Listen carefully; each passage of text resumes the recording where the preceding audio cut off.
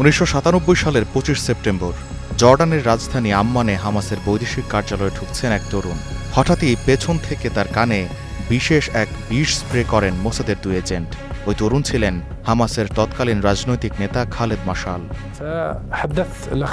গুরুতর অবস্থায় তাকে হাসপাতালে নেওয়া হলেও চিকিৎসকরা বুঝতে পারছিলেন না তাকে কোন ধরনের বিষ দেওয়া হয়েছে, এটার প্রতিষেধকই বা কি।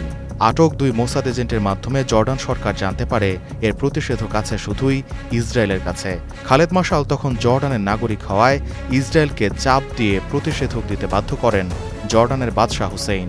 একই সাথে মুক্তি দিতে হয় হামাস প্রতিষ্ঠাতা শেখ আহমেদ ইয়াসিন সহ বহু ফিলিস্তিনি বন্দীকে। এরপর পেরিয়ে গেছে 28 বছর, আবারও সেই সেপ্টেম্বর।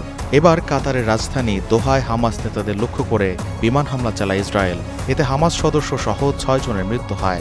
তবে বেঁচে যান হামাসের নীতি নির্ধারণী কমিটির অন্যতম সদস্য খলিল আল হাইয়া এবং সাবেক রাজনৈতিক প্রধান খালেদ মাশাল। 2017 সালে হামাস থেকে অবসরে যান খালেদ। গেল 9 সেপ্টেম্বরের এই হামলা থেকে শুধু ফোন বন্ধ রাখার কারণে বেঁচে যান খালেদ মাশাল। আরও একাধিকবার তাকে মারতে চেয়েছে মোসাদ, তবে প্রতিবারই চরম ব্যর্থ হয়েছে বিশ্বের অন্যতম দুর্ধর্ষ এই গোয়েন্দা সংস্থা। দোহা ইসরায়েলের এই ব্যর্থ অভিযান মার্কিন প্রেসিডেন্ট ট্রাম্পকেও বিব্রত করেছে। যদিও হোয়াইট হাউস শুরুতে বলেছিল হামলার বিষয়ে কাতারকে জানানো হয়েছিল, তবে ট্রাম্প সরাসরি অস্বীকার করে বলেন এই হামলার ব্যাপারে কিছুই জানতেন না তিনি। মধ্যপ্রাচ্যভিত্তিক সংবাদ মাধ্যম মিডল ইস্ট আইয়ের editor in chief David Hearst এই পরিস্থিতিকে দেখছেন পুরো অঞ্চলের জন্য একটি সতর্কবার্তা হিসেবে।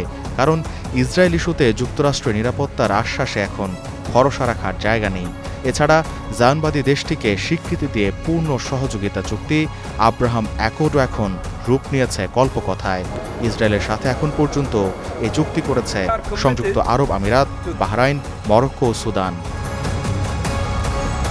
কিপ্রিয়া, স্টার নিউজ।